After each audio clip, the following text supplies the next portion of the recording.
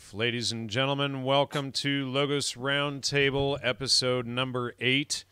I don't even know who's moderating tonight. Tonight we're discussing social engineering and its impact on family and society and our lives and everything around us. And hopefully we are going to make sure all your YouTube windows are muted. And just how social engineering plays a role in our lives, and we don't even know it's there or know it's happening. And so we'll cover what is social engineering and some examples of it and things that are used against us, from global warming to, transgender homosexuality. Humans are a plague on the planet. All the latest memes that you hear out there, all the latest buzz terms and stuff. Are these truly real? How about white privilege? Is that social engineering, or is that true? Or do whites have to work as hard as everyone else? Or is it just, you're born white and therefore you have privilege just because you were born with a certain skin color? Television, radio, etc. All of the different forms of media that we take in that impact us with social engineering. It used to be done through plays and through books a lot more, but since most of the population doesn't read anymore, they don't do it through books and stuff, and most people don't really go to see plays anymore either. So that kind of thing it falls on Hollywood and movies and TV shows and radio, especially things like your morning talk shows and whatnot. So anyway, how about we start off with Chris today? Sure. Great. Well, I think you really nailed it. And I think that perhaps the reason that many people don't read so much anymore is through a product of social engineering. I think, to remove that literacy, now we have folks who have a very short attention span, have to try to absorb what they get in small bits, and YouTube videos and such. And I think that we've definitely seen a chipping away at the norms, social norms, or I guess it's the degradation of our society over a long period of time. And you can see it through my lifetime with television, especially watching a lot of the shows, that you can see the angle of which we're just the decline of where we're going, from the Archie Bunkers to the All in the Families to Married with Children, and nowadays, with the Netflix shows and things like that, they're quite debased. What was You're the Worst, or what's that, Broad City, and things like, just celebrating all kinds of really horrible behavior. What sort of TV did you see as a child? You're the oldest of all of us. I guess so. So you were born in what, 69?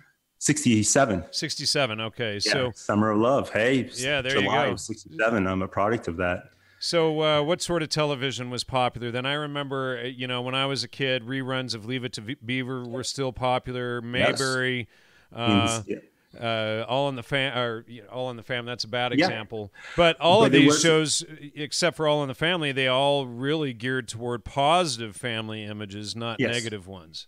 Yeah, and then they started portraying like the seems like around that time when there was that strife, the social, kind of what we see now, but on I think on a different scale, where you introduce meathead, the liberal, the socialist, if you will, or that person, the educated individual, and then you have the old school man who's just unbudging, the ignorant worker, doesn't know anything, but he has some common sense every now and then. But for the most part, he's the villain, right? Now we have Homer Simpson, who is the norm. He's the idiot father, the degradation of the male, really, from my perspective. But yeah, I used to watch those kind of shows. So the reruns of All in the Family, or I'm sorry, Brady Bunch, Gilligan's Island, and things like that. Silly, The Monkees, which is that's an interesting thing all in itself. The Monkees, at least, were the beginning of the social engineering and mind control, selling the 60s. the Beatles or the Monkees were sort of the American answer to the Beatles, the British invasion and actual intellectual or mind control attack on America by the British. Mm-hmm. Yeah, so I can see that. I'll probably yield right now to the next person, but that's been my interpretation. Steve.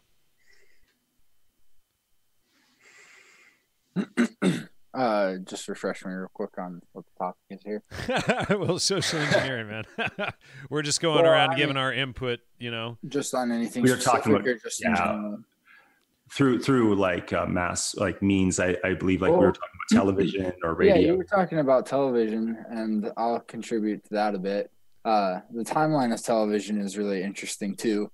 To watch just how evolution of television and education all goes together, because really when the kids weren't in television, there's a lot of statistical studies done showing just how many hours kids watch on like television and whatnot. The statistics dropped a lot for TV because the internet came out, and now kids are on tablets and on their laptops and their smartphones. And so they're on their apps and on their favorite like channels, like they're on YouTube or Facebook or something like that, as opposed to watching like CNN. It's seeing a lot of kids. I don't know if you were to ask them, they'd probably say it's for old people because it's like TV, who watches that anymore? I got my app on the go, is the way that some of the statistics are showing. And so to look at how all that's gone hand in hand. Legacy media. Yeah. And so to look at all that and the way that it's affecting the way that the people think, it's really interesting. Just, I don't know. I interact with people on a day-to-day basis out in public, and for the most part, people are decent there. But when you get behind the screen of a computer, I mean, I still run into crazies out in public, but when you get behind the screen of the computer, it's like every forum I go and I try to just have a conversation with someone, and, everyone's got a bone to pick. So somehow, that's contributing to that. I would assume that that's part of the TV and the video games as well, to simulate that feeling of adrenaline through some sort of social event. So that's interesting. But yeah, again, the timeline is also quite interesting if you aren't familiar with it yet. So I don't want to take up too much time about. Well, why don't you recap on the timeline? Just kind of recap it. Cool. So supposedly in 1925, John Baird performs the first test of a working television system. It's in London in England throughout the 1920s. Telephone lines are used for the first time in the late 20s in 1927 in April 7th. And the first fully electronic television system is achieved by Philo Taylor Farnsworth in San Francisco, California, in September 7th. And just to interrupt you really quickly, Steve, I also recommend people check out the series I did with Dr. Hans Utter, The Secret History of FM Radio, which branched off of our series, Music, Mind Control, and Psychobiology, so that people can see how initially they were using radio. And so, obviously TV is another form of broadcasting. So TV, pictures shortly followed sound. Yeah, I'll also suggest the listeners to go check that out, because that is a fantastic series that Jan and Hans put together. Thanks. So the television, the major thing about it is that it comes to popularity in a peacetime setting. It's just after the First World War, just before the Second World War. And there's a really interesting book that I read a couple years back. It's called The Instincts of the Herd in Peace and War, or something like that, by Wilfred Trotter, I think. But there's a lot of different techniques that go about influencing people during wartime and peacetime. So when these events do happen, there's already sciences established on how to go about it's not all evil. It's how to manage it and how to reduce risk factors and whatnot. And so the TV's coming out just before the Second World War. Let me get my notes back up here. And then you get the first color TV in the late 20s. So it all happens pretty quick. You have black and white TV is a pretty short thing there, just for a few years. Religious services are being casted. It's being put in homes as early as the 1930s. They're starting to spread it. You got the British Broadcasting Corporation, which begins the TV regular broadcast in just the early 30s. And then the British actually they were actually taxed for that, and they still are. They have to pay an annual tax to fund the BBC's propaganda. Yep. And so that happens just like 5-6 years after they go public with it all. And so it gets pushed out on people really quick. And it gets put in people's homes. And as Jan says, now people have to pay for it. And so it's something that Caleb was talking about this earlier. There's different techniques that they use for persuasion to give you the money or to become involved in things. And so rationally in your mind, you may be prone to believing that because you paid for something, it really is worth it. Like, oh, I spent $200 on these shoes, and that was definitely a good decision because I spent $200 on these shoes. And so you think with television and whatnot, even with things like Netflix or something, a lot of the content on there is garbage. Even people that pay for the subscription think it's garbage, but they still pay for it because they're like, well, and we should probably let Caleb go into some of this now. But Chris and I both canceled our Netflix subscriptions recently. I canceled mine right when they made the contract with the Obamas, and their propaganda was already bad enough. But when they teamed up with the Obamas, that was just enough. So any of you out there that haven't canceled your Netflix subscriptions yet, you really should. That's some of the worst type of social engineering out there. But we can come back to you and let you go in more in depth here in a minute, Caleb. Let's switch over to I'm sorry, Steve. Let's switch over to Caleb and let Caleb go for a stretch here. All right. Okay. So social engineering. The use of centralized planning in an attempt to manage social change and regulate the future development and behavior of society. Okay, so what we're talking about, what are we really talking about here when we're talking about social engineering? People have heard these phrases coined by Edward Bernays before and friends. Jan's done a whole bunch of work already. You can refer to his past shows as far as the deep social engineering stuff. What we're talking about today is, okay, what are we really talking about here in modern day, the modern day brainwashing social engineering that we're seeing, and how does it affect the human mind, and what is the actual goal here? Well, Caleb, how about you provide a definition for what social engineering is in the context we're using it? Good job. Yeah, good idea. Well, okay, so social engineering, the way that I see, let me try to break this down the way that I see it. It's a group that wants to influence another group. To impose itself intellectually on another group without their awareness of it. Correct. So when we're talking about social engineering, it's a centralized planning. Okay, so it's a whole bunch of people who are attempting to manage another group of people. It's a management. It's the way they see it. They see it as almost like a sheep. They're herding the sheep. The way that they need to be told what to do. They need to be engineered in a way. So that social engineering is something that is a controlled planning of how people are going to interact socially, right? As opposed to the opposite of that, which is more of a natural progression of social, which would be a culture, the natural the natural progression of culture into its various ways of socioeconomics and everything. Now, what we're getting into right now is more of the subversion, more of the nefarious, the sinister type of goals that people have.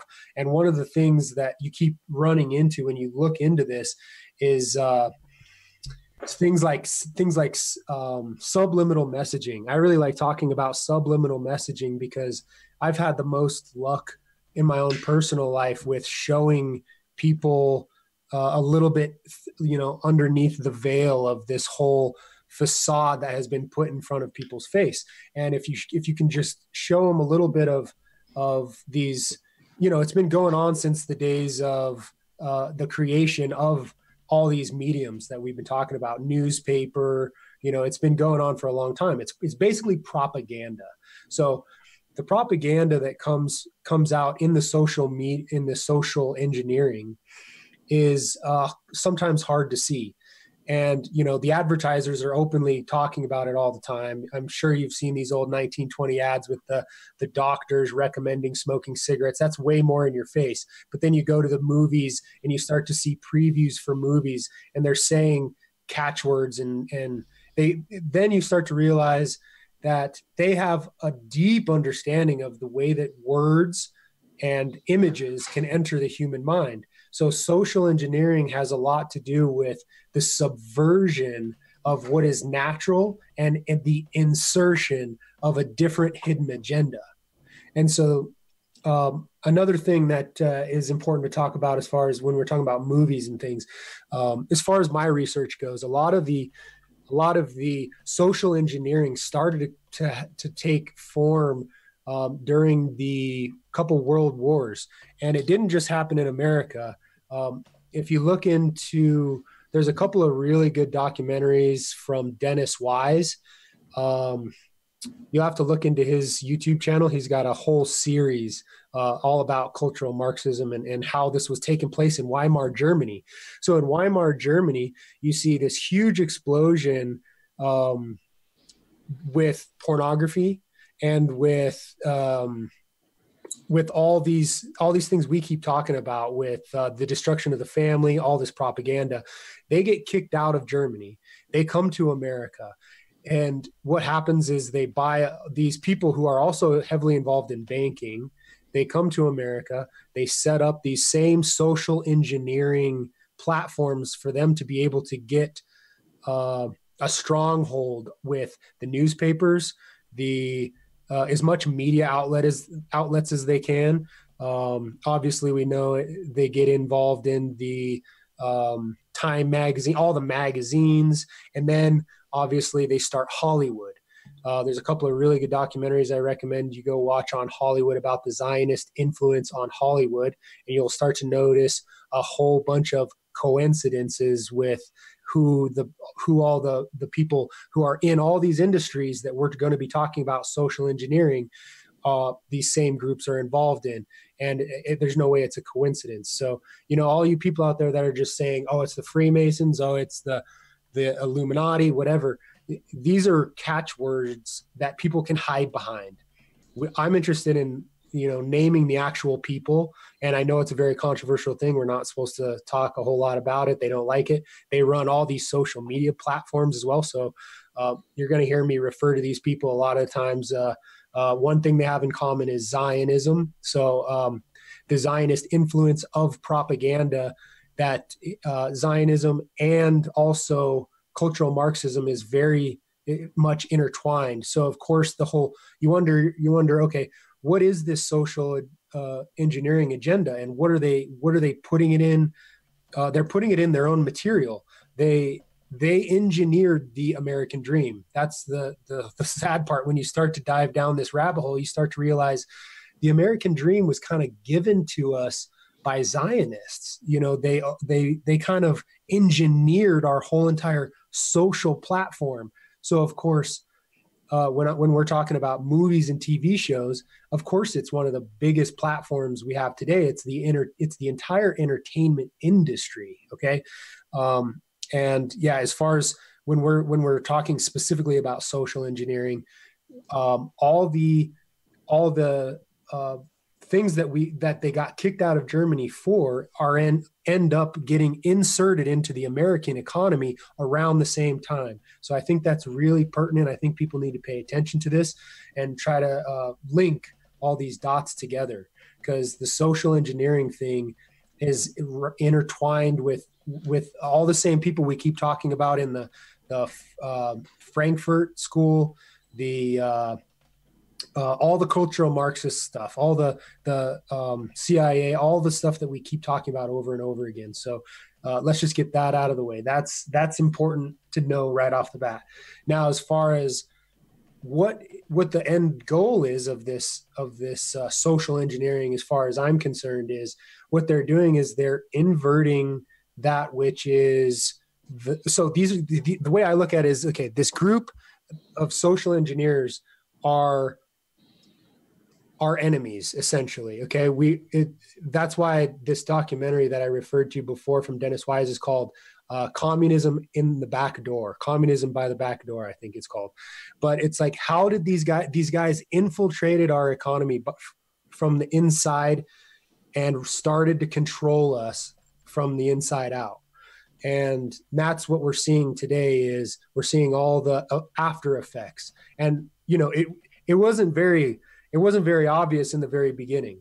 The early shows, like we talk about, the early movies, the early television shows, had a really, our culture was at least reflected in that a little bit.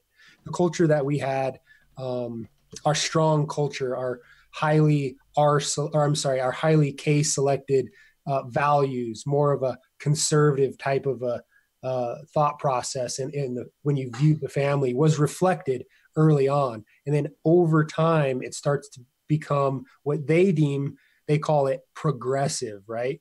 Which is the opposite of what it actually is. So these people, these groups of people who seek to engineer us socially, have been slowly boiling the frog over time. And that's what we're seeing today and that's why when you look at Netflix, it's overwhelming that you get all the social engineering right in your face. It isn't even hidden anymore. And I'll pass it off to somebody else, but I'd like to return to some of the Netflix documentaries in a little bit and talk more about those. All right. Well, thanks, Caleb, for muting right when your dog was getting yippy over there. Thanks. So, good grief. So, yeah, Netflix is a good one.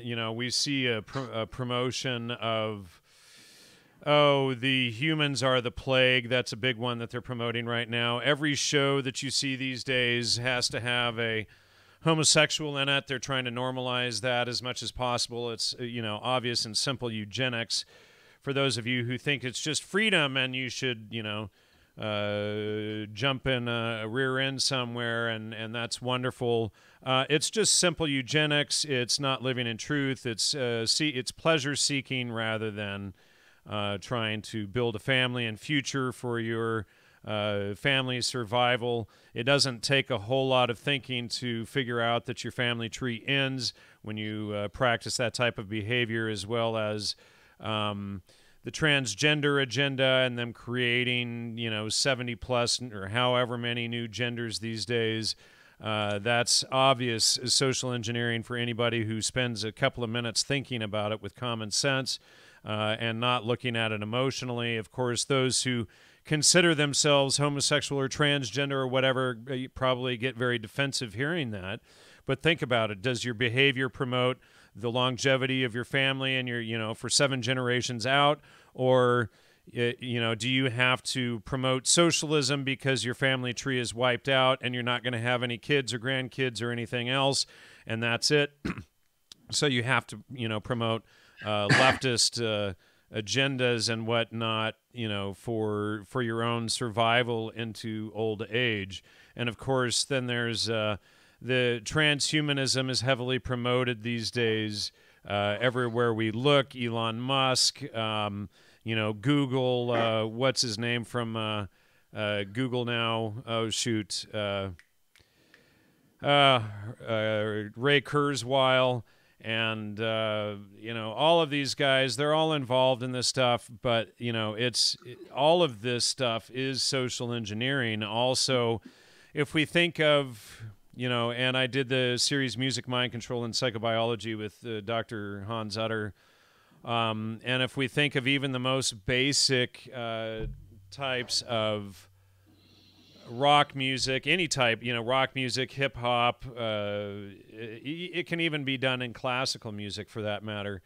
But all of this can be used toward social engineering if they're promoting sex, rampant sex, or a hypersexualization and drug use and rock and roll, sex, drugs, and rock and roll. You can guarantee it's social engineering. They're not there to promote the longevity of your family. They're promoting you get caught up in garbage to screw up your life. They want you at the ayahuasca circles on Sunday and the mushroom parties on Tuesday and the LSD parties on Thursday and the drinking parties on Saturday, and wash and repeat. Spending your weekends working on building your cool thing to bring to Burning Man. Exactly. I think spend them every couple of days. Spend 9 months building, or 11 months building your silly thing to burn up at Burning Man, so that all of that energy is wasted and goes up in flames, rather than going toward your family, your future, and all of that. So it all literally goes up in smoke. That's the whole idea with those things. And of course, that is all Satanism, and that might seem crazy to a lot of people who don't get it yet. We do plan to go into those agendas more and more. And Caleb and I, probably we've been planning to do a show on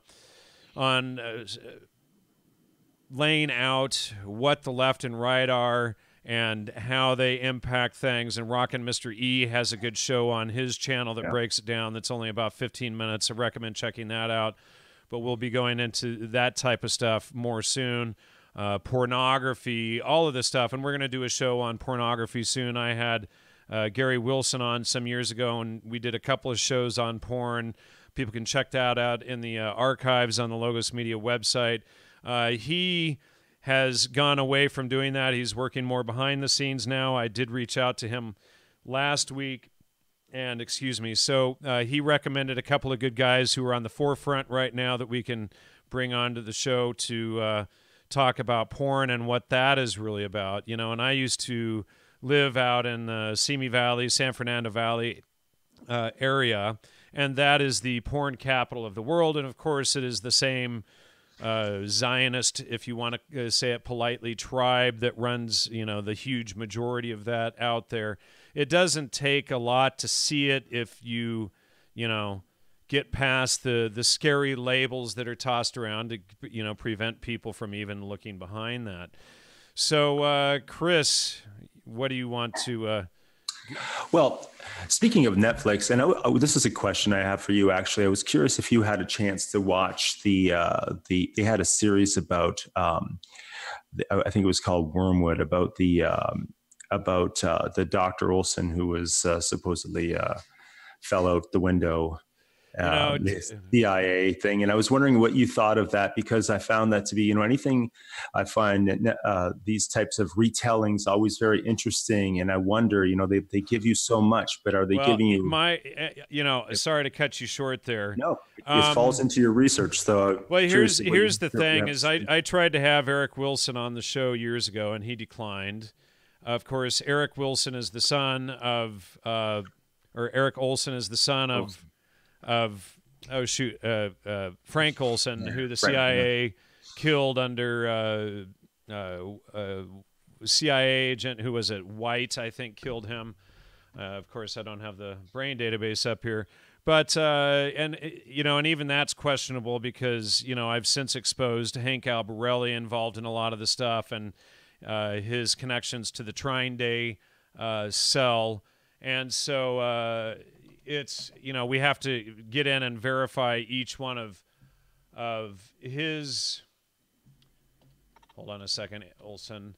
Each one of his citations, because he was a lawyer for the Jimmy Carter White House, right when in '79 when they broke MK Ultra to the public. So Of course, Eric Olson is Frank Olson's son.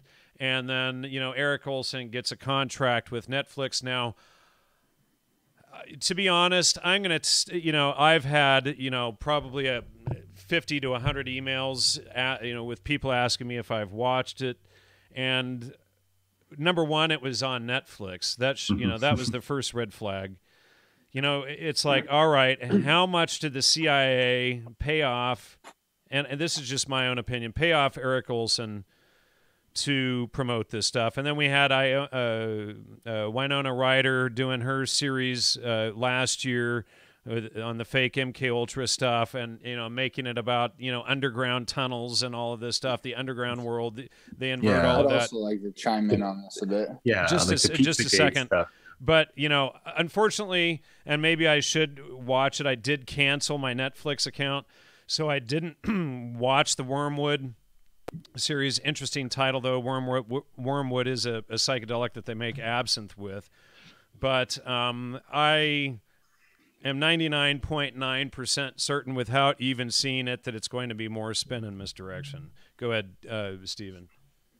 Yeah, and you would be correct in thinking that it's going to be more spin and misdirection, because I did check out a couple episodes of that.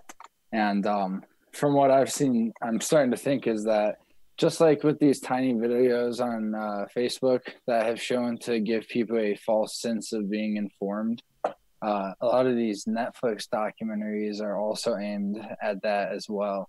And so people will get these heavy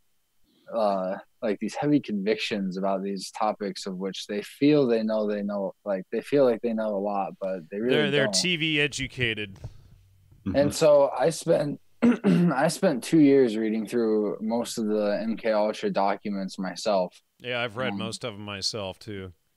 They're all out, and I think there's even a couple thousand more that are about to be released or just got released. Black Vault or something like that supposedly got a hold of them. Yeah, John Greenwald, he does a lot of work getting documents released through the FOIA requests. So he's gotten I think he claims millions of documents. And it was John D. Marks who is the, let me just pull him up because he's important to know. But yeah, the main point would just be that it gives people a false sense of confidence in what right. Well, and even reading the primary documents out of MK Ultra, that's why I put everything into the database so I can look at their backgrounds. Because when we look at John D. Marks, who wrote the Search for the Manchurian Candidate, of course, published in 1979, and I've shown in my article "Spies in Academic Clothing" that Marks was actually in cahoots with Gordon Wasson and with a lot of these other guys, but he was actually originally the assistant to the director, and then I think later he actually became the director to the Bureau of Intelligence and Research.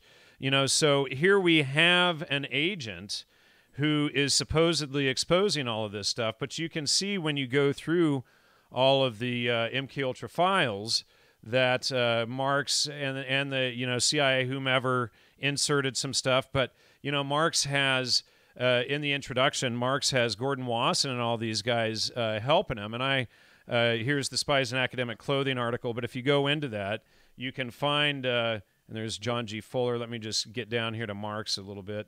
But you can find that he was right in the introduction working with Sidney Cohen, working with Gordon Wasson, and working with a lot of these people. So here is my exposure of the Search for the Manchurian Candidate.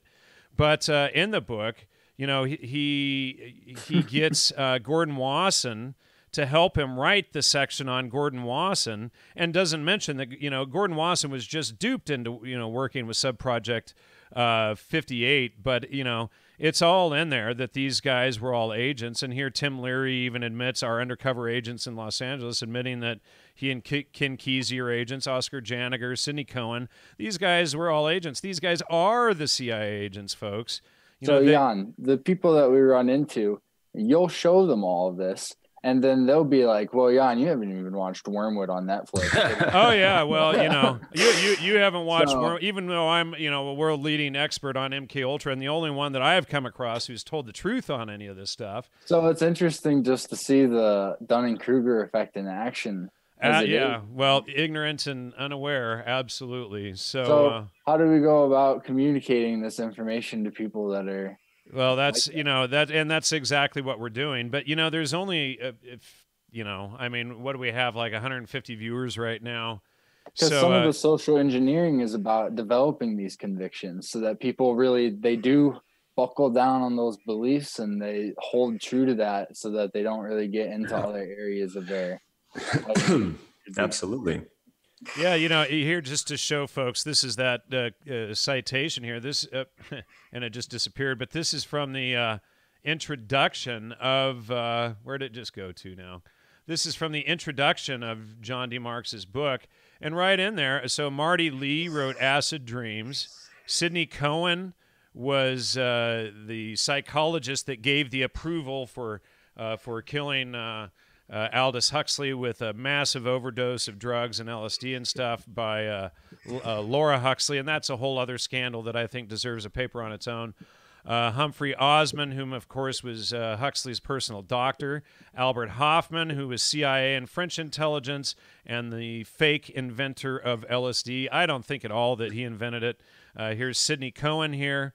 And here's Gordon Wasson, and then Dr. James Moore was the guy who went on the trip with Wasson. So these are all the CIA agents, in my humble opinion, that write and control the narrative. And then John D. Marks actually had Gordon Wasson write the section on himself in John D. Marks's book. So, of course, it's like the CIA writing about the CIA. So, if you want to see how all these inner workings work and how they do the social engineering on an academic level, read the full Spies in Academic Clothing article. Yeah. All right, Caleb, your turn. Sorry for my long blab there. Real quick, those documents are on his website. Okay, yeah, just let Steve finish up. What's that, Steven?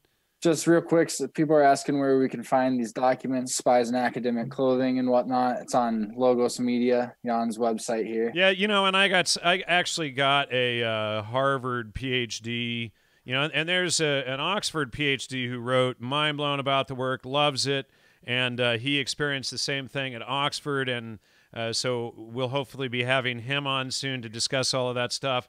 We also had a Harvard I think he may have gotten his master's there, but he was still a doctor, but he had a hard time finding the footnotes. So for everybody who has a hard trouble, each footnote is actually, it's highlighted there. And if you click on that down here under endnotes, you'll see that there are 195 endnotes listed here that show you exactly where the citations are. I didn't make them up. I didn't channel them from Uranus or anywhere else. You can actually look them all up and verify that that's what these people did on all of this stuff. Go ahead, Caleb. So more on the topic of social engineering here and Netflix. I wonder if people have noticed the same thing I've noticed. When you look through the documentaries, like one of the first things as you start to learn that the world may be a little different than you're told, you start to look into all the documentaries you can find. So what I first started doing, I think it was like 2009, I started watching as many Netflix documentaries as I could. Yeah. I broke both Zeitgeist. Zeitgeist was on there. I broke both my legs in a motocross accident. So I didn't have anything else to do but sit and just watch documentaries for 6 months at a time. And I considered myself somewhat a little bit red pill. And, so I fell for some of these traps. So don't think that I'm talking down on anybody who falls for some of this stuff. I get it. We all have to wake up at some point, and, these are hard to swallow pills. So, but what I wanted to say is now that I've checked out so many of the different documentaries and tried to see what the agenda is here and why they popularize a whole bunch of certain topics. One thing that I've noticed, especially with even intellectuals that I've spoken to that seem to be pretty smart people, they all fall for, well, not all of them, but many of them will fall for this agenda that I keep seeing, which is kind of, I would describe it as the humanist agenda, where they're trying to convince people that this goes along with the global warming stuff. They're trying to convince people to be anti-human. And, you know, it's almost like you're propping up nature and animals above humans. And, you know, it's to the point where, you know, they've got everybody thinking that humans can be parasitic. Now, there's a big difference between viewing people as consumers and viewing people as producers. If you view people as producers, then every human life is a potential gift, right? And if you view the humanity as sort of a parasite, then of course you get a lot of negative consequences for this, and this is advantageous for the social engineers. Yeah, it's simple eugenics again. I mean, you think about it. Okay, well, you know, if we're a parasite, then I don't want to have kids, and then my family tree's done, and then I've saved the planet that my family won't be here to live on anymore. Oh, yeah, exactly. Yeah, brilliant, genius, brilliant. Yeah, you thought that one through really well. Yeah. And, you know, for some of the people that are into psychology, just on a super deep note, I would call it projection at its basis, because if you think about it, you know, these people that are pushing these agendas are the parasites. So Often, yeah. Often, yeah. Yeah, often that's the case, yeah. So, you know, so they're spinning this whole idea that, oh, it's all of humanity, and all of humanity are these useless, mindless eaters. Now, obviously the RK stuff comes into play really well if you understand the RK stuff. If you don't know about RK, go check out, read the book. Don't listen to all the different talking heads trying to give you an idea of what RK is. That's me included. I can give you a breakdown. I'd like to do a show on it someday, but get the primary sources if you can. It's way different if you get the primary sources than if you just go listen to, you know, whoever is out there talking about it, spinning it in their own way. So anyway, so the whole RK thing is involved in the whole social engineering thing, because if they import a whole bunch of R's, rabbits, so to speak, into the culture, if they try to get this social engineered into the population where it's just, you know, screw like rabbits, have as many babies as you can, doesn't matter what the environment can handle. And on top of that, you know, you spin all these different socioeconomic strategies like communism in there. Well, it's perfect for growing the government. So all this stuff comes full circle. It all fits in. The puzzle pieces are all right where they need to be. The social engineers have this bigger goal, right? So you talk to somebody who goes and watches tons and tons of Netflix documentaries. They see these documentaries, they'll tell you, well, our biggest problems is pollution. Our biggest problems are, you know, X and Y and Z. Now, don't get me wrong, pollution is a problem. But I would definitely say that when we're talking about pollution, I think we need to distinguish a difference between the petrochemical industry. If you're going to go after the petrochemical industry and how they run, you know, and these are the same Zionists who are running the whole petrochemical industry. I mean, obviously people know about Rockefeller and Rothschild and all these people whose roles have been into oil and the production of plastic and all this stuff. And I'm definitely against that. But go back and watch Jan's shows on abiogenic oil, because once you watch and Greg is probably in the audience too. He listens a lot.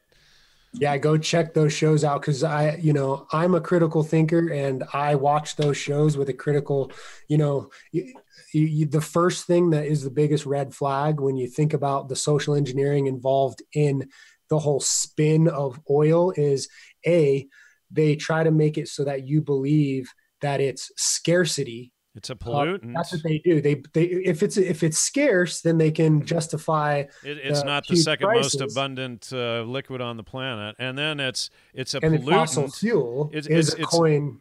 Right, it's a pollutant. It's coined by. Go ahead. Sorry. Oh, sorry. I was just going to say, and then along with that, the whole idea of that being a scarce substance is also hand in hand with dinosaur blood or dinosaur bones or whatever, fossils, whatever. Fossil fuels is a term coined we could do a whole by show on Yeah, the whole fake Sinclair dinosaur is an thing. example with the dinosaur logo. Mm-hmm. Yeah. So well said, Steve. Real quick, I was just going to end with saying that. So as far as the Netflix documentaries, so they have nets set up for you to fall in. Right when you climb out of one of these nets, you fall right into another, and then you fall right into another, and you just keep falling into these traps.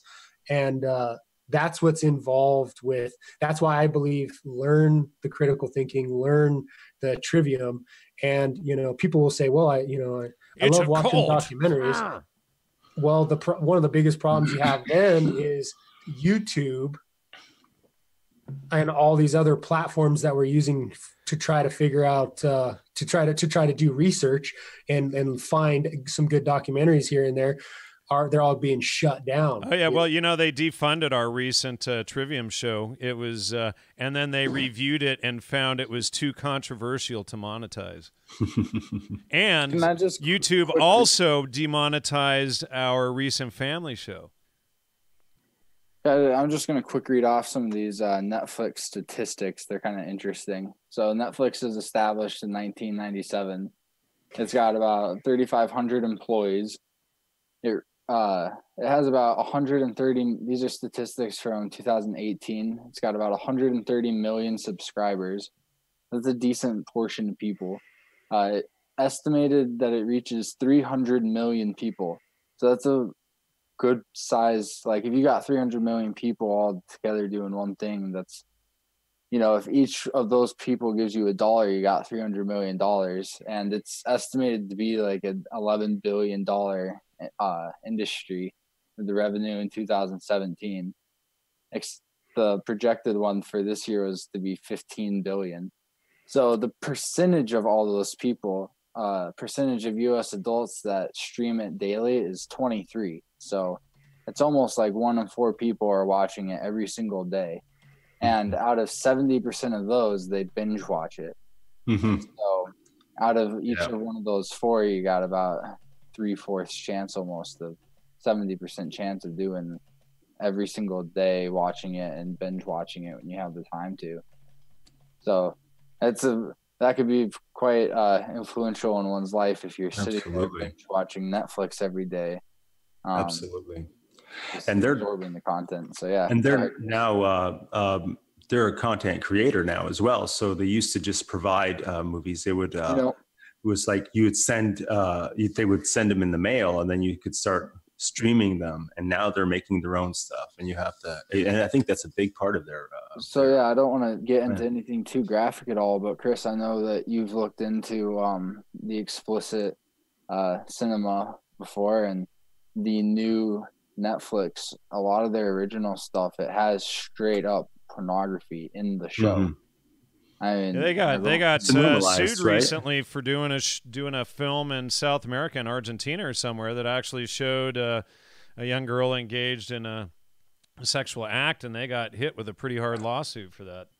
Crazy. So yeah, I was looking into some of that, and it's almost every single show that they produce, and almost every episode it has some sort of pornographic scene in it. So yeah, I think that type of thing is being normalized now. It's being normalized right across the board in a lot of the adult comics and things like that, cartoons, Archer and things along those lines, Rick and Morty and things along those lines, where it's for adults, but it still appeals to the child in some way. It's a weird thing. But I think one of the things about social engineering that we're talking about really is we're identifying tactics, that are being used. And they probably tactics that have been used for over and over and over again, tried and tested through the print media, like you said, through plays and live performances, down to where you have the films and the talkies and TV, radio, of course, now the internet, YouTube, and the content creators are the ones they provide for you.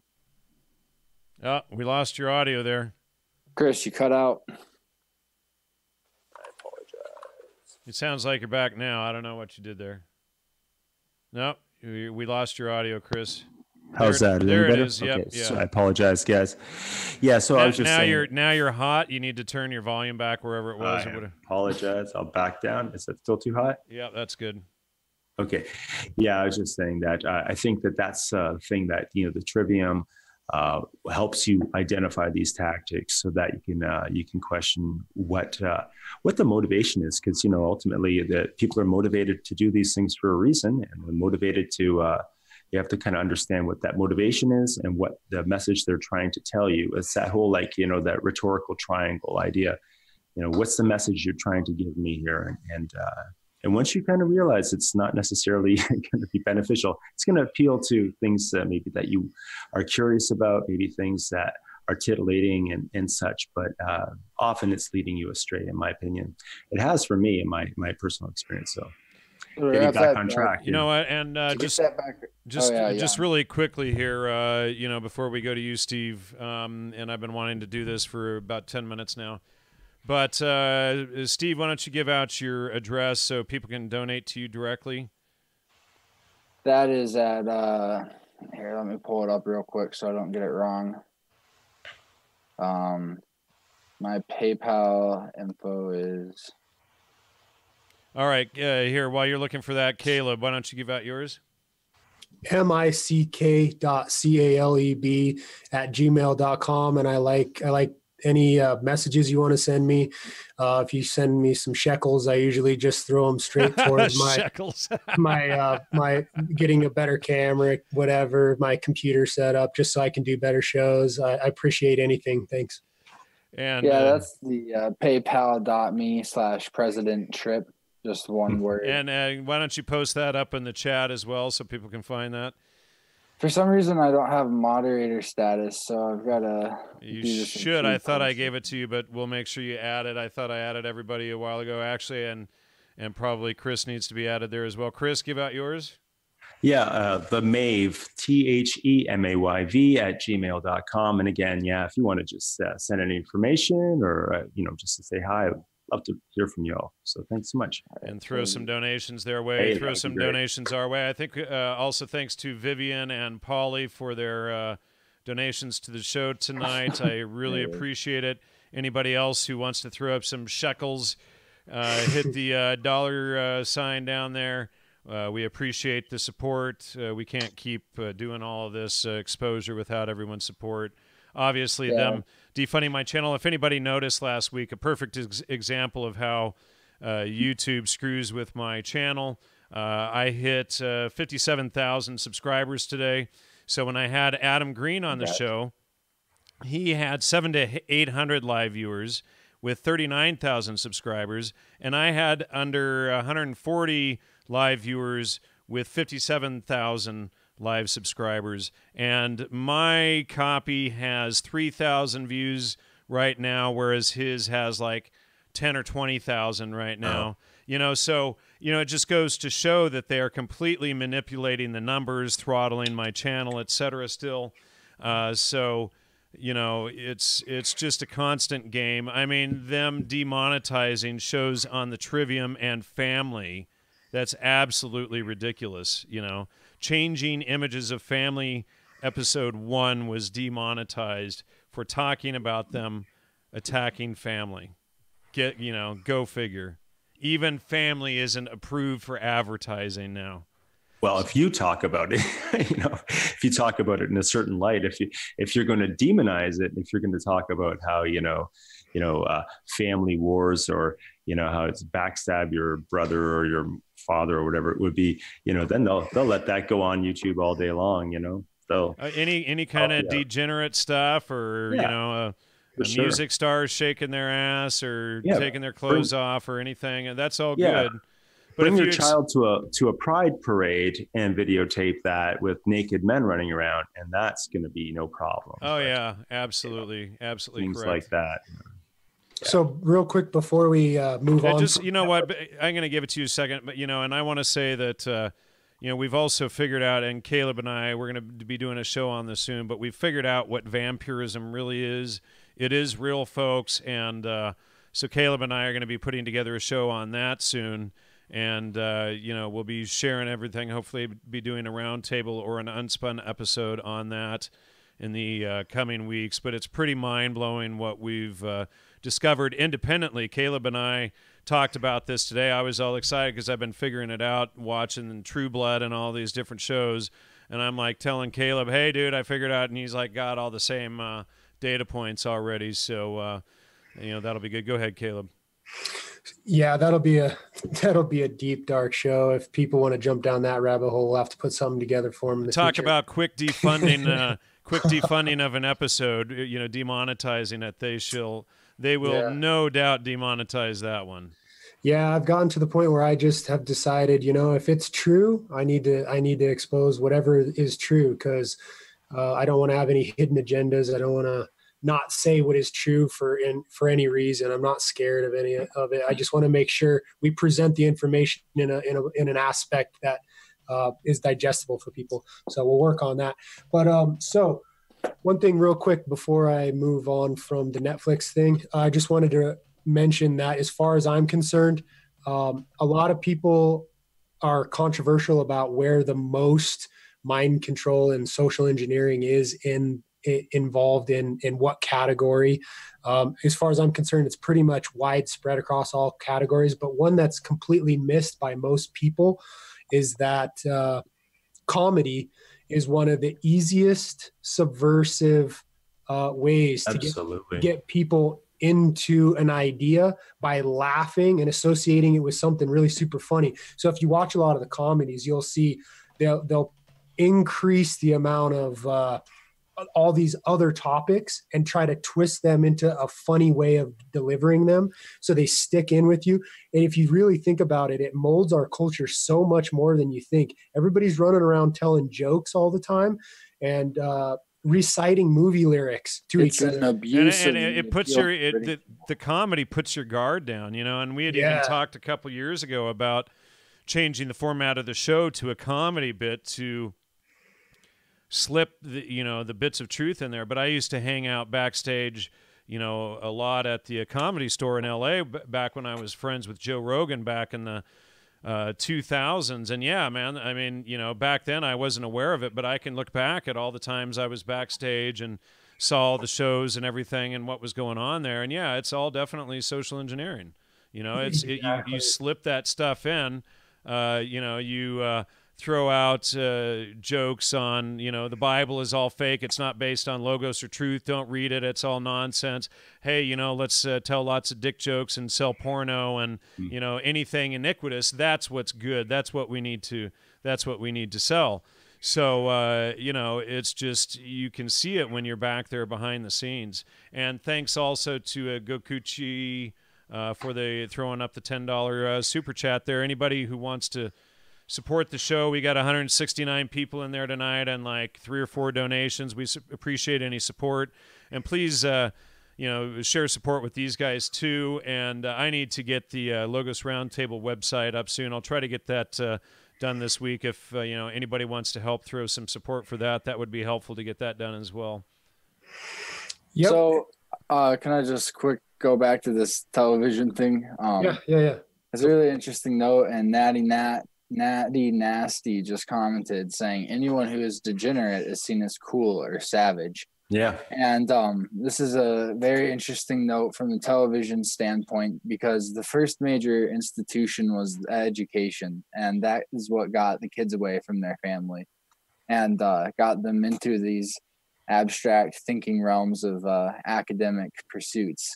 But it quickly became that it was no longer about academic pursuits, and it was more about social reformation and getting these kids to believe and think a certain way to prepare them for a one world organization, because the world had been so torn apart by the wars between nations. So there's a few competing groups going for which philosophy is the best for that. But that's aside the point for right now. I just want to focus on TV's aspect here.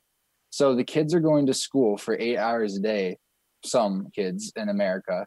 And when they come home, they get maybe an hour or 2 with their parents, and then they spend another 4 or 5 hours on television. And some kids don't even spend any time at all with their parents anymore. They just go straight to their either TV or their phone or their video games, or they, do that, or the other stuff, which is more obviously better, is like extracurricular sports, like being physically active and staying in shape and playing games that are overall beneficial to you, Learning an instrument or something like that. Yeah. Learning an instrument. Yeah. Something that will benefit you later on instead of, crying at a video game for a couple hours at night and then going to bed and going to school the next day all day. You're just itching to play that game or whatever, and you're not really paying attention in school. So that's another very interesting aspect, again, taking away from the family. And I think it gives some parents a feeling of liberation that their kid's not doing anything bad. He could be doing worse things than sitting around becoming a vegetable watching TV, and that's just on the parents. My son's in the next room recording us. So, Learning how to be a little recorder for the show here. Good. There's definitely good things that kids could work on and families can be together and do together to teach the kids on how to prepare later on for life, as opposed to watching, and this gets back to Natty Nasty's comment, gets to watching cartoons. And so something that I was looking into is the rise of hypnotism in culture and hypnotic studies going through the schools first and then into the cartoons, or maybe even in the cartoons first and then to the schools. The lines are kind of blurry as of where I'm at right now looking into it. But the cartoons, especially in the 80s and 90s, is when there's a lot of these crazy postmodernist, just wild cartoons that are off the walls. And I've even gone back just to look at some of them, and I can't believe that I personally watched them as a kid, that my supervisors and my guardians let me participate in watching some of that stuff, because it's just wild, maybe from my viewpoint, but some of it is just stuff like, you're going to let a kid watch this instead of, I don't know, doing anything else. It's ridiculous. So, well, I just wanted to say that TV and video games take over instead of the parents. Well, I had that interview with Dr. Leonard Sachs, a month or two ago, and great interview. Yeah, he discussed in that that parents see a dramatic improvement in children's behavior just by blocking the Disney Channel and not letting the kids watch the Disney Channel, because that's, the iCarly, all these shows, there's no parents. The kids are, smart. It's like the Homer Simpson thing. You have Lisa, super smart, smarter than Homer. The white father, he's just, dumb and degenerate, etc. So when families cut off these shows like Disney's one of the worst purveyors of social engineering out there for kids and selling the degenerate behavior to kids. And, they go, following Miley Cyrus through her whole life. And, pretty soon they're trans fluid getting poured into an engine somewhere, And so they throw up a lot of these icons, and they do it. Jan did a great job with Hans exposing it in his Music, Mind Control, and Psychobiology series. But in the cartoons too, Chris mentioned Archer earlier. There's people who get all sorts of tattoos of like Disney princess characters and like Aladdin, and you get all the 90s Cartoon Network cartoons that are extremely influential on people. People get like Invader Zim tattoos and Invader Zim hoodies and all posters. For sure. People go crazy on each of these little tiny cartoons that they just identified with so much. And it's a complete segue out of reality because it's based on nothing. And, it's kind of an interesting art style to a degree, but beyond that, it's just social engineering to get these kids to identify with these wacky, out of this world characters that are just arguably schizophrenic to some degree, and to get these kids to be somewhat schizophrenic in their life. Yeah, going back to the to the normalization of pedophilia. Holly says, if you watch Sam Hyde called Adult Swim, it's all pedos on his channel. I mean, like, what the hell is this stuff? I mean, when are the alpha males going to come out with the shotguns again, and stand up to this crap? Yeah. I think that there's something to be said with, with my generation. I know a lot of people my age that are still, they love the stuff they loved as a child. You know, they love Spider-Man and Superman and Batman. When those movies come out, you know, they're the ones who are there, not the children. You know, it's appealing to these people. They're the ones who feed it to their kids. Those characters, they have a lot of sway with us, and I think they're used easily. You know, the comic book characters, especially, they were used as war propaganda back in the days. And I think they still are used for that type of thing. And what a huge market, massive market it is right now. So something to be said for that. You know, the itching away, the chipping away of all the fabric that held us together, and to their own.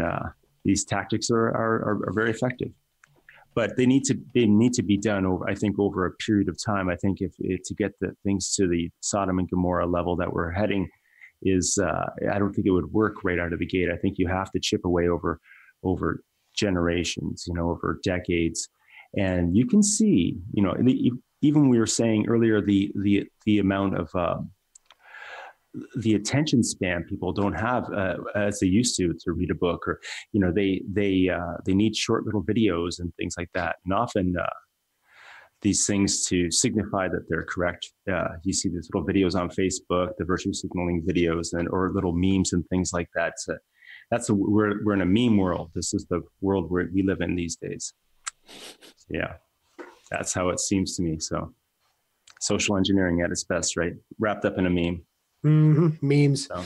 On that note, I wonder if people have ever thought about as far as along the same lines of comedy, like we were talking about earlier. I wonder if people have thought about the nature of certain jokes that catch on throughout history. I was really interested because one of the most popular jokes, groups of people to make jokes about, are blondes. I got to thinking, okay, why blonde and stuff. Yeah, so I'm looking into it. Where did this blonde joke originate, and what's the deal here? Because it turns out, if you Google it, you'll find, I don't know, 15 articles talking about how blondes, they actually, what was it? One of these universities actually went out and did a study with 1,100 Americans. Gave them all IQ scores, just women, based on their hair color, divided them up into brunettes, redheads, dark black hair, and blondes. And, you know, I know IQ tests are really controversial for a lot of people. Maybe someday we can get into that deep that topic of IQ tests and whatnot. But what I found is that blondes are actually the smartest group of all of them by a narrow margin. But it's like, okay, where did the stereotype come from? Well, you start to realize a movie back in like the 1925 or something like that. Mid 1920s. Talking about, or they cast, of course. Justin Lee in the chat has already figured it out. He's going to tell you Pollock's next. Yeah, exactly, and that's another thing. Right after I talk about the blondes, I was going to talk about the Pollocks, but the blondes, you're like, okay, what is? So here's the deal. There's a lot of comedy. There's a lot of jokes that you can kind of see that stuck with us from the beginning of our culture, and they're still around. It's like, what? Some of them make sense, some of them don't. Okay, so some of them are stereotypical jokes, and some things are funny because they're true. And then the rest of them, some of them aren't funny and kind of offensive to some people. So you're like, what's the deal here? What's the agenda behind, the social engineering behind where these jokes come from? Well, who made the movie? We talk about who are producing these movies. Well, why do they hate blonde people? And why are they making jokes about blondes that aren't true? Maybe if it was true, like if we're making jokes about blondes and we actually have real world examples of how they're just, maybe that would be a different story. But when you look into some of them, especially like the Polish thing, like the Polish people obviously got a bad rap from the social engineers, because Poland, obviously nowadays is a little bit different than it used to be back in the past. But of course, during the wars, who's going to war against Poland? And you find out it's the same. I hate to sound like a broken record, but you see these same trends, the same people who are social engineering all the Hollywood movies and giving us this culture. They're also doing it with our jokes. So I don't know if anybody's thought about that, but think more about that and let me know what you think. One thing I came up with kind of a solution in my head that made a little bit of sense. I wonder what the people in the chat think about this. Go ahead and start time stamping and recording a lot of these examples that we're talking about. Once you start noticing it, because I'm sure a lot of you guys already notice it, but if you still watch TV, I don't recommend watching it in the first place. However, like I said in the unless beginning, you're studying it, that would be the only valid reason to watch it, is to study their crap. Exactly. In the beginning of the show, I was mentioning how I like to study the subliminal messaging, and shit, you want to talk about social messaging, subliminal messaging. Look in Disney. We definitely see Disney has some of the most subliminal messages of any of, at least the ones that are easy to spot for adults. Now, start time stamping this stuff, start recording it. Let's archive it and put it out there in compilations. It works great as far as I'm concerned, because people, once you see all of them right next to each other, it really makes you go, okay, what is their agenda here? What's going on here? And if you, I don't know if you guys have seen. You mean like killing off all the blondes in Europe and attacking all the blondes in Europe right now with the Muslim invasion? And, does that all play into all of this whole agenda? By golly. Sorry, I just had to make it super obvious there for us. If it's Disney, it's pushing the social justice narrative. I believe they're pushing that heavily. They purchased Star Wars. They interjected that into the Star Wars mythos. They purchased Marvel. Next thing you know, we have a female Thor, even though the character's name is Thor, but for some reason they had to give the name and the powers to a female. They have different ethnic groups take individuals, characters taking over other people, just because you have to. Everything is now fluid, right? So it's very interesting, the social justice angle that seems to be coming heavily out of that whole Disney, ABC, Marvel comics.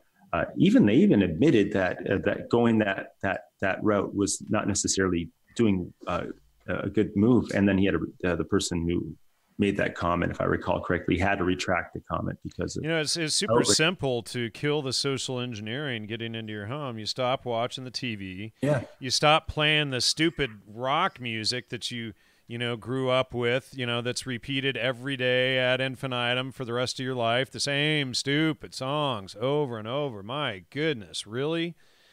Thank you, Perrier Man and Polygonal Construction, for throwing up a couple of $5 donations. Please also toss the guys. You know what? Just really quick, why don't you, Chris, give out your email donation address again? Yeah. The Mave.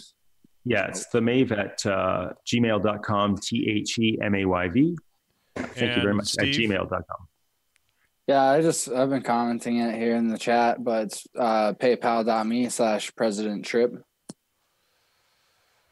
Caleb got it. Mick.caleb@gmail.com.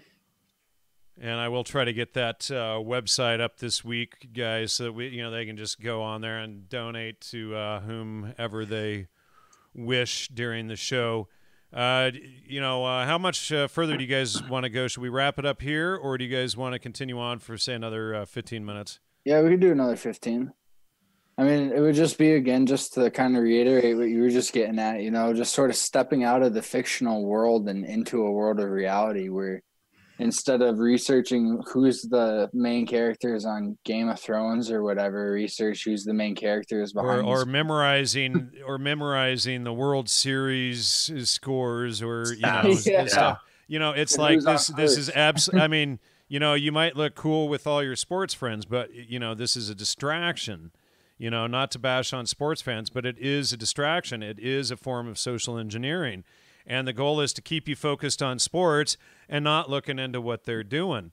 So, and now football is crashing because they're pushing the trans agenda and homosexual agenda and, not willing to salute the flag, etc. So, people are leaving the sport in droves now, as they should be. Mm-hmm. I just wanted to say that since we're doing a show on social engineering, it's probably important that we mention just at least briefly how in the beginning this started out as, you get this social engineering platform for the Industrial Revolution. They start using the bells. They start using the social engineering tactics of getting your mind to be turned into a submissive type of worker. And then that transfers over into the education system where the bell rings and you have a specific amount of time for each class. And if you're late, and, this translates into a frame of thinking. It's a frame, it's a box to trap your consciousness into thinking a specific way.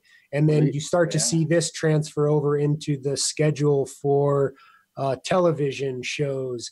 The television shows come on at a specific time, and then people get addicted to I got to go watch my show. And then, it's this 30 hours of television, and you finally get the conclusion of the show, of the story, as opposed to, and a movie's 2 hours, but the TV shows, they've got everybody on a schedule. You're just a cog in the wheel at that point.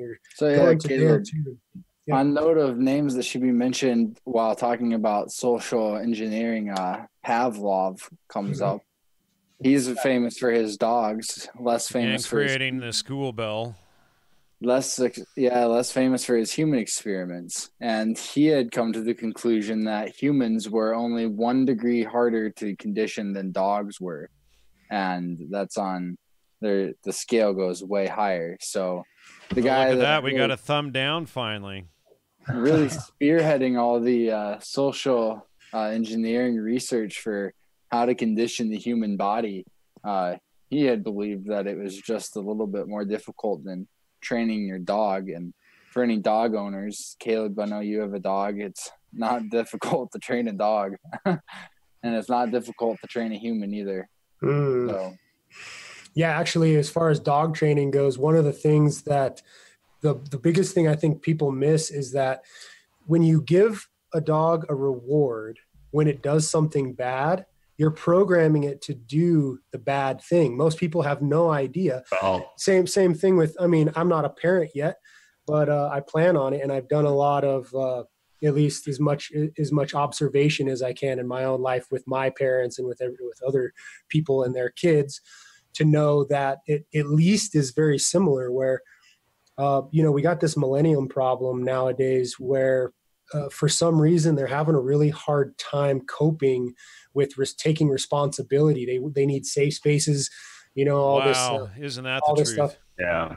And so, I start to notice these things like, people who have poorly trained pets, the same problem arises in these millennial issues. A poorly trained pet, if your pet is scared and in the corner and you go over and you pet it and you give it a treat to make it feel better because you're trying to be compassionate. Well, often you're trying to make yourself feel better because of the circumstance, right? You think it's the right thing to do.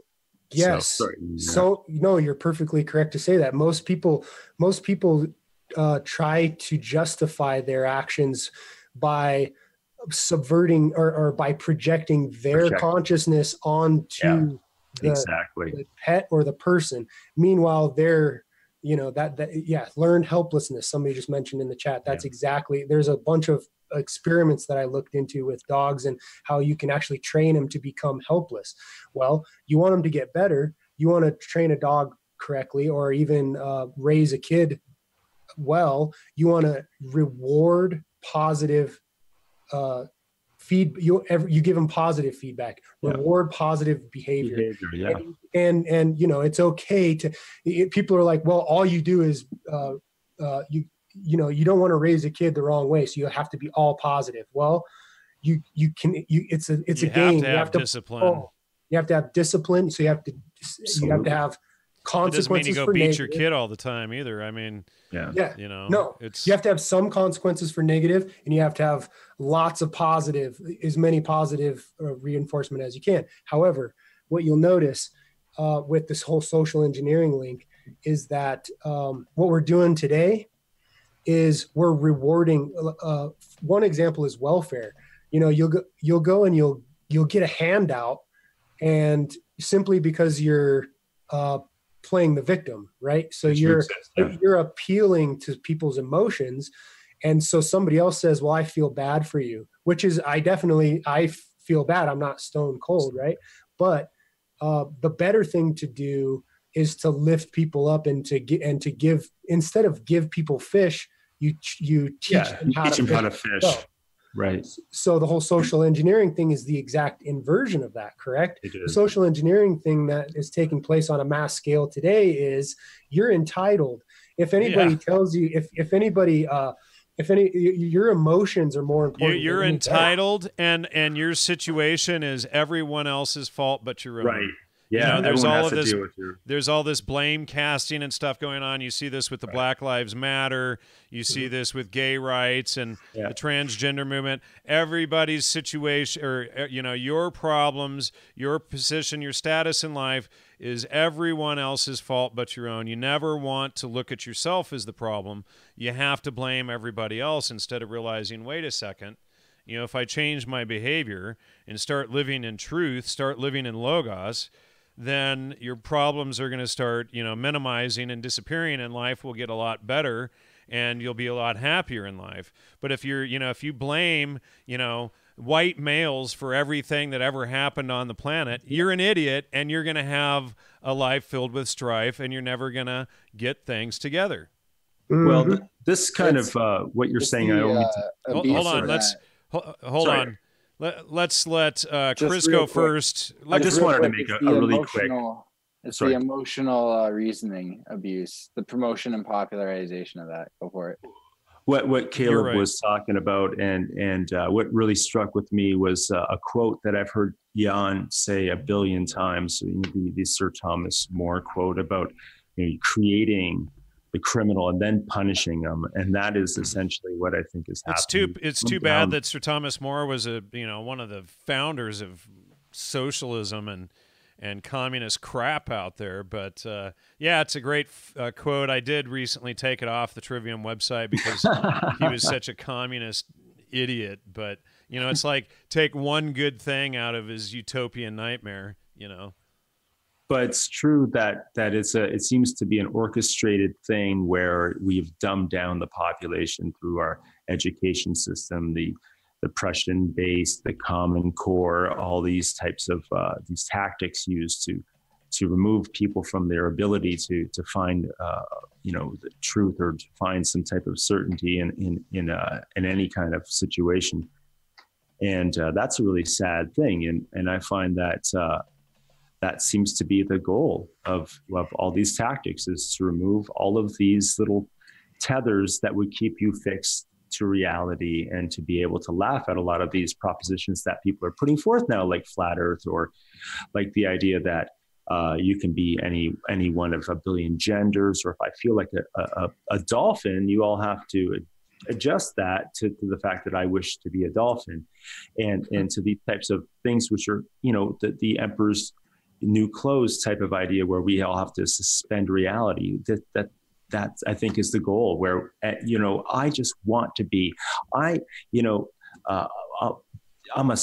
don't call me, or don't tell me to do this. Don't rape me or something. These slut walk women walking down the street naked with signs. And it's like, it's lunacy, and this is being promoted, and I think it's being promoted in the education system and through our media and through the worshiping of stars and individuals, idols, as you said.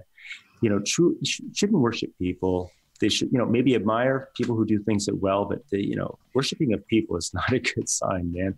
And then they use that to try to influence you, and you have these stars showing up at this place here, giving you their opinion, and people take it very seriously. And I think that's leading you astray. So that's my 2 cents about that story.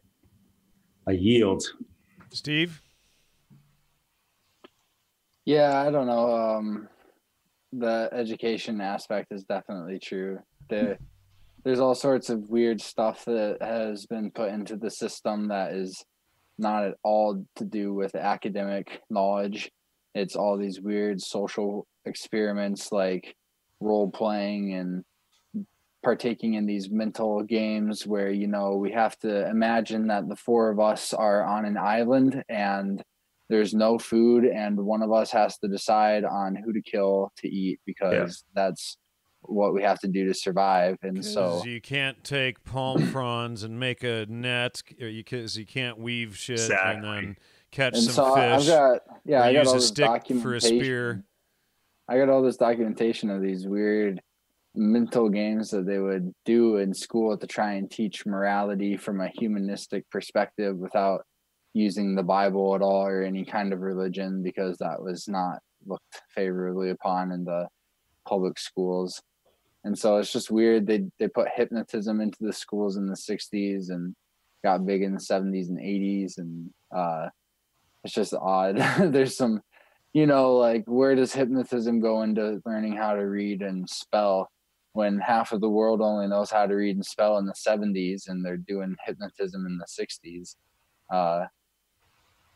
It's just, you know, you can teach geography without having to get a kid to think that he's a frog for a little bit in order to teach him a lesson about where the rainforest is. or you know, that he's a ballerina and he's a girl because, you know, you're going to sell him some trans fluid. So, I mean, he's that's licking the green humor. stuff off the driveway, you know.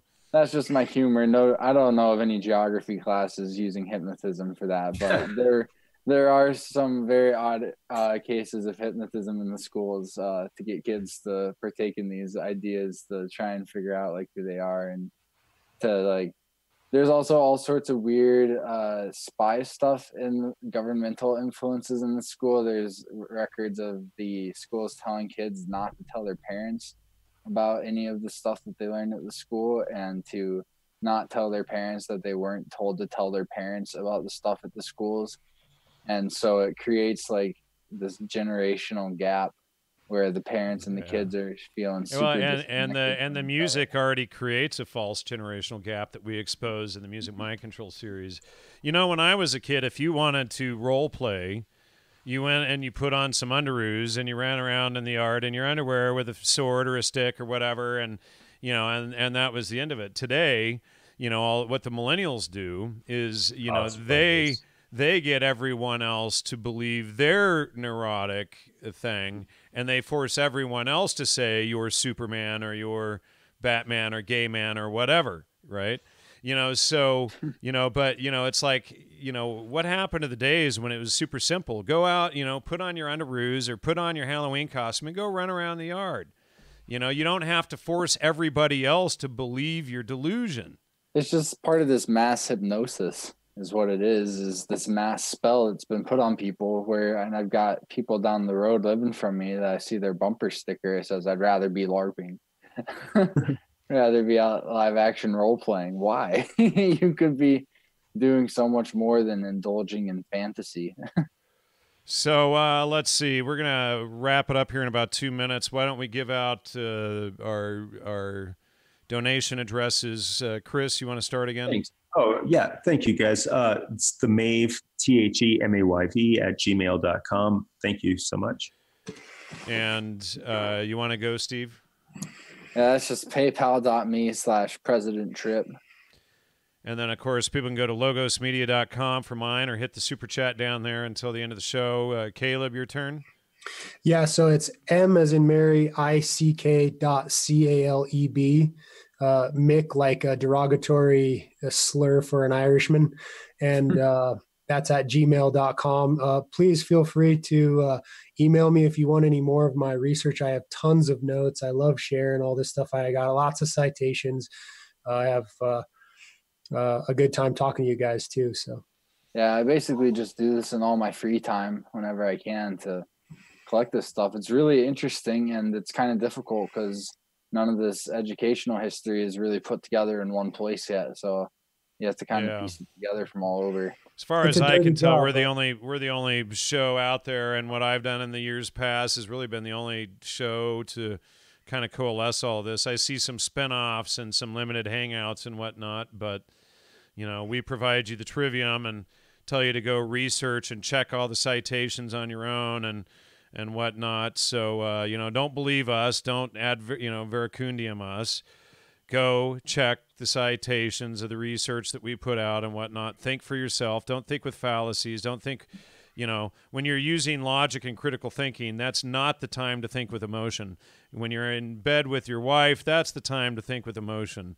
You know, it's not to say emotions are bad. There's just times for it. So if you're doing all your thinking and think that you're like, I've mentioned this one guy, and I get this all the time, you know, especially from millennial thinkers, but this guy, Chad, he sends me a note that, you know, I need to take his feedback on all of these heroes and whatnot in the past, and his opinions are just as valid as ours. And when we've spent, you know, over a decade or, you know, 12, 15 years researching all of this stuff, he's watched maybe Wormwood on Netflix or whatever, but, you know, his opinions are just as valid. These people think that their opinions are just as valid unless you've gone through the process of asking who, what, where, and when, and then filtering out any fallacies in your mind, any contradictions in your mind to understand why. And if you can express how you came to a conclusion, we don't care about your opinions. You know, that's when your opinion really doesn't matter. If you've actually done some research and you can form an intelligent argument and you've had an original thought, that's when we want to hear from you. You know, but if you're just, you know, you want to give your opinion because your social engineering and mind control doesn't jive with the facts and research. You haven't read it right, yet. because that you haven't even read yet. I mean, you know, 99% of the attacks I get from people are from people who haven't even been intelligent enough to read the research. They haven't been willing to read Spies in Academic Clothing or Entheogens, What's in a Name, or Gordon Wasson, The Man, the Legend, the Myth, and they just think, oh, Jan Irvin, he's a crazy idiot wackadoo because he's attacked my CIA hero Terrence McKenna or Timothy Leary or Ken Kesey or my pedophile hero Allen Ginsberg or my pedophile hero, you know, William Burroughs. These guys were 6 CIA agents. You know, folks, they're not your heroes. They're selling you social engineering. They are the social engineers. They are the ones who are selling the degeneracy and getting you to choose your agency, to choose iniquitous behavior rather than longevity for yourself and your family. And if you're caught into that behavior, folks, stop it, get yourself right, and, you know, start building a family. So anyway, I'll leave it there. Anybody else have any last points? We should probably wrap it up. But we don't have a Logos Roundtable group yet on Facebook, but I do have this Think Well group where we kind of go just talk about fallacies, and I encourage people to post about stuff they run into that might help other people. You know, if you run into a fallacy like appeal to ridicule like every day or something, you know, and you're like, you know what, I'm just gonna quick see if anyone else does, and we can go about how to like interact with that, because I see some people, they get really rude, and that's one of the most common fallacies is the horror. And for those of you who don't know, the appeal to ridicule is the argument when somebody tells you you're wrong, Steve, because and that's their whole argument. They have no intelligent argument, no point. Or, Steve, you're wrong because you wear pink shirts on Fridays or whatever. But it's, you know, it's a form of an ad hominem. They have no argument. It's just I'll tell them that I think some dude in the 1600s might have gotten history wrong, and they'll go, well, you probably think that aliens made the earth flat, don't you? I'm like, what? It's like, you know what? And see, people, if you're bringing up irrelevant arguments in your counterattacks, you need to stop that. You know, it's like fallacies fall under 3 categories: relevance, presumption, and ambiguity. So, what relevance does your comment about flat Earth, you know, or the aliens, or this or that have to do, or, you know, a conspiracy theorist? Really? Did you check the facts? Did you check your own beliefs? Did you ask who, what, where, and when before you determine why, and then can explain how you derive to a conclusion? If all of your conclusions are because some TV pundit, you know, threw out the word conspiracy theorist, and whenever you hear that, ridicule, whenever you hear anything that challenges the official status quo, if you blurt out conspiracy theorist, or if you think that that's a valid argument, or if you think that ha ha ha is a valid argument, you are the idiot. I hate to tell you, but you're the idiot, and you need to start using your brain. You need to start thinking. You need to start fact-checking before you think you know the truth. We got a great community for all that over at ThinkWell. If you guys want to check it out on Facebook. All right. If you don't have any friends to talk about this stuff with, we're around in the evening, so we can always talk to you on that group if you want to interact there. Maybe I'll check it out. I'm terrible about Facebook groups, though. But anyway, ladies and gentlemen, I guess that's it. Caleb, anybody else have anything to add?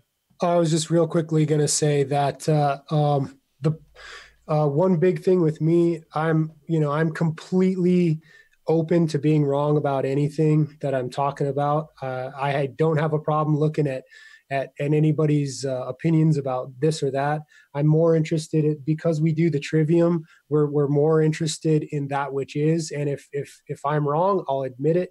I'll do my best to fix anything that I've said in the show that has been wrong. Correct. I love primary citations, and if I don't mind being wrong, that's when I learn the most. So, but have citations, have research. Don't just, your mommy told you Santa Claus is real, so therefore Caleb or Jan is wrong. That's what I was getting at. I was basically getting at, if you're going to have arguments against some of the stuff we talk about, you're really going to make yourself look bad unless you understand the trivium really well. I'm telling you, because I don't think there's a better way to think. Critical thinking is very important. So spend a lot of time with your critical thinking. I'm working on it. I'm not perfect, but call me out if I'm not doing anything that I claim to be doing. I don't want to be a hypocrite or anything like that. So, and I'll add on that. One of the most common arguments that I'll get, from people who don't use critical thinking, although of course, everybody thinks they have critical thinking, even if they've never studied it, never studied the trivium, never studied logic. But one of the most common arguments they'll have is, I've seen your show and I disagree with a lot of what you say. Yeah, the general. Okay. Right. So what specific points do you disagree with? Because my show is based on primary research and documentation. So which of the facts did you research and which ones did you find in error? And I just disagree because I did, lots of LSD and hung out at Grateful Dead shows in the 60s, and you're wrong, and I love my rock idols and graven images, and you're just you're wrong and you're stupid because. So can you substantiate any of your points? Well, no, but you're just wrong, and and my opinion is valid too because I'm a millennial. So that's usually the extent of their logic. All right, folks, thanks so much for your support. Thank you. Hey, may I say one thing? I just joined ThinkWell, and it's a really nice looking site. So I recommend it to all to drop by and check it out. All right. Good night, everybody. Thanks. Good night, everyone. Night.